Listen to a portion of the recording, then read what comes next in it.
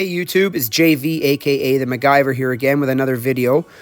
We were working on our 41 Packard and had to remove the drums to do some brake service.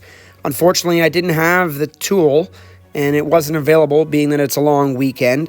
So I came up with an idea to make one. I took an old jack post, cut off the threaded portion of it, and we took some 3/8 plate, drilled some 5/8 holes and then put some countersinks in them, and then added some extra gussets for support and strength.